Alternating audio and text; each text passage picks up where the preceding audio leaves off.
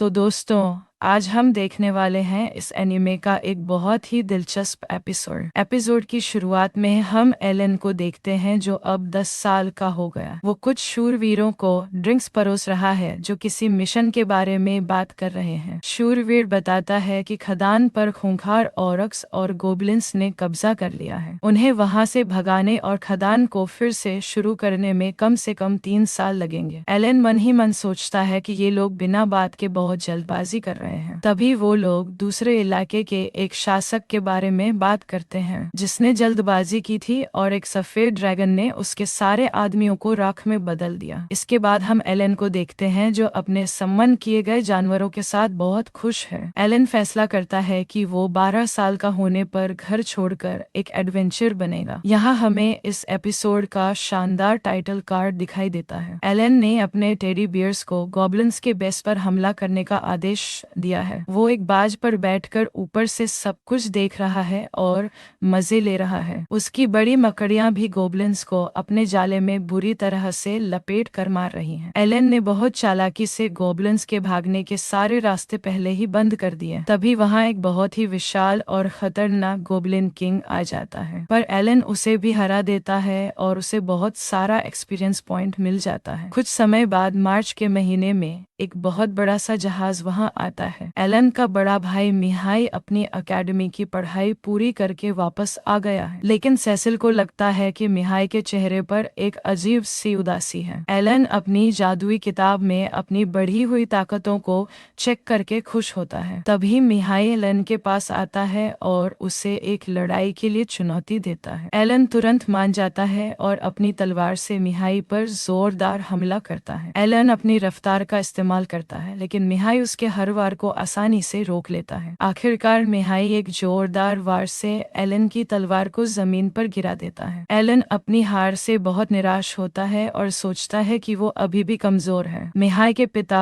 उसकी तारीफ करते हैं कि उसने एकेडमी में बहुत अच्छी ट्रेनिंग ली है, लेकिन तभी मिहाई सबको बताता है कि उसे एक बहुत जरूरी काम के लिए घर से जाना होगा। सेसिल यह सुनकर रोने लगती है क्योंकि मिहाई तो अभी अभी वापस आया था। मिहाई सेसिल को प्यार से समझाता है और कहता है कि वो 3 साल में लौट आएगा। पिताजी बताते हैं कि यह एक रईस का फर्ज है जिसे उसे हर हाल में निभाना ही होगा। जाने से पहले मिहाई सेसिल के सिर पर हाथ फेरता है और उसे बहुत प्यार करता है। फिर वो एलन को गले लगाता है और उससे पीछे से सेसिल का ख्याल रखने को कहता है। मिहाई सबको अलविदा कहकर अपनी बग्घी में बैठकर वहां से दूर चला जाता है। इसके कुछ महीने बाद मई में एलन फिर से आसमान में बाज पर उड़ रहा होता है। वो अब एक औरक गांव पर हमला करने की बहुत बड़ी योजना बना रहा है। एलन के सम्मन किए गए खूंखार जानवर ऑरक्स पर बुरी तरह से टूट पड़ते हैं, लेकिन ऑरक्स की संख्या बहुत ज्यादा है और वो सब मिलकर पलटवार करते हैं। एलन अपनी किताब देखता है और उसे लगता है कि वो ये लड़ाई आसानी से जीत जाएगा। तभी कुछ जादुई ऑरक्स सामने आते हैं जो बहुत ही खतरनाक जादू कर सकते हैं। वो एक शक्तिशाली जादुई हमला करते हैं जिससे एलन की टीम को बहुत भारी नुकसान होता है। एलन गुस्से में उन पर पत्थर फेंकता है, लेकिन वो आसानी से बच निकलते हैं। ऑरक्स अब बहुत गुस्से में हैं और सीधा एलन की तरफ बढ़ने लगते हैं। एलन को अब अपनी जादुई ताकतों का इस्तेमाल बहुत ही सोच समझ कर करना होगा। तभी एक बहुत ही बड़ा और भयानक औरक किंग उनके ठीक सामने आ जाता है। औरक किंग अपने एक ही वार से एलन के कई जानवरों को हमेशा के लिए खत्म कर देता है। एलन बहुत परेशान हो जाता है क्योंकि उसके पास जादुई ताकत बहुत कम पड़ रही है।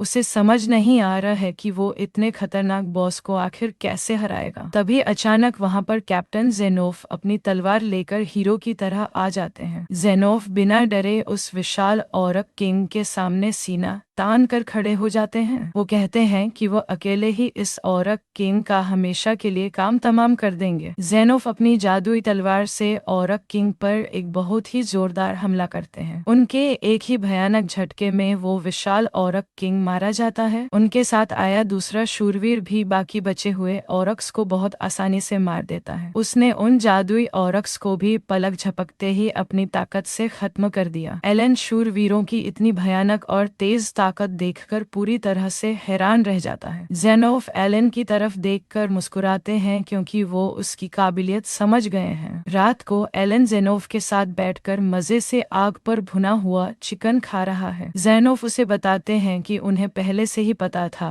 कि ये सब एलन ही कर रहा है। एलन थोड़ा डर जाता है कि उसका राज सबके सामने इतनी जल्दी खुल गया, लेकिन ज़ेनोफ कहते हैं कि अगर एलन उनकी मदद करेगा तो वो ये राज किसी को नहीं बताएंगे। एलन उनकी बात मान लेता है और उन्हें जानकारी देने का पक्का वादा करता है। 2 हफ्ते बाद एलन फिर से ऑरक्स पर भयानक हमला करने की तैयारी करता है। इस बार उसने एक बहुत ही पक्की और सुरक्षित रणनीति बनाई है ताकि कोई नुकसान न हो। कहानी वापस पीछे जाती है जब शाही दूत मिहाई के घर पर आते हैं। वो लोग मिहाई की डायरी उसके पिता को देते हैं जो बहुत ही बुरी खबर है। वो बताते हैं कि मिहाई अपना फर्ज निभाते हुए एक लड़ाई में मारा गया है। यह दुखद खबर सुनकर पूरी फैमिली सदमे में आ जाती है और फूट फूट कर रोने लगती है। एलन को मिहाई की याद आती है जब उसने जाते वक्त सेसिल का ख्याल रखने को कहा था। एलन को समझ आता है कि रईसों की जिंदगी सच में कितनी खतरनाक और छोटी होती है। यह दिल दहलाने वाली खबर सुनकर